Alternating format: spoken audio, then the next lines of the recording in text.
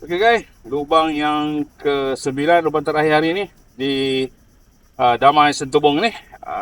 Lubang 9, par 4 kan, indeks 5, 358. Lubang ni design dia macam bulan sabit guys. Dia balik semula ke clubhouse, dia belok, dia U-turn macam bulan sabit Tapi disebabkan belah depan tu laut guys, jadi angin menolak kemari lah, saya rasa kuat. Jadi sebelah kiri kolam, sebelah kanan ada penalty area, red stick Saya target bunker yang paling depan tu sekali. Bila tak saya sampaikan di situ dengan baik. One push solid. Manis-manis satu. Alright. Driving terakhir. Bumi kenyalang guys.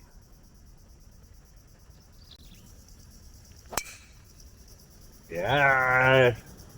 Manis. Okey, lebih kurang 150 balance. Alright. Alright, jacket shot saya 139 balance. Saya main 140, 145 situ. Saya menggunakan 7 iron. Kotak saya hit dengan baik kali ni. Patok. Supaya depan sebelum green ada kolam satu lagi sebelah kanan. So entrance of green kalau sebelah kiri selamat. Kalau cross ada terjadi salah pula. Kalau tidak, mesti solid contact dan ongkar bola dengan baik.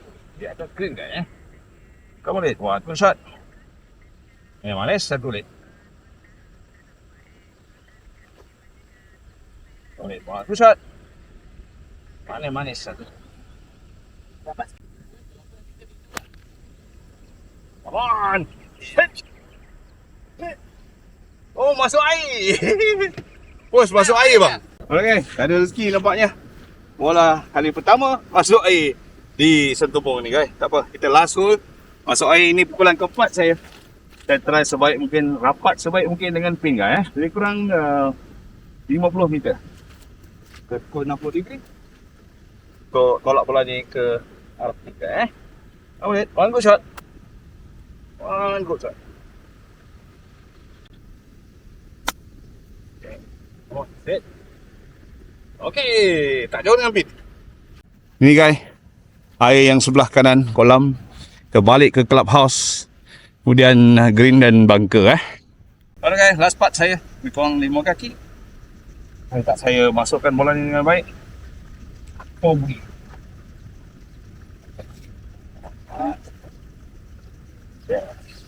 Cepat. Sikit. Iyalah. Miss. Double guys. Double yang pertama. Apapun, saya tidak kecewa. Main di sini best guys. Walaupun diakhiri dengan double, itulah dia asam garam golf kan. Jadi, saya rasa golf course ni memang masih lagi indah seperti dulu. Dan manis seperti dulu yang pernah saya main 10 tahun dulu. Jadi tu anda yang nak datang ke sini, datang ke Kuching, jangan lupa singgahlah di Damai Golf and Country Club untuk merasakan pengalaman bermain di dalam hutan dan juga di tepi ocean guys. Okey, jumpa lagi. Semoga pukulan anda manis-manis selalu. Bye-bye. Assalamualaikum.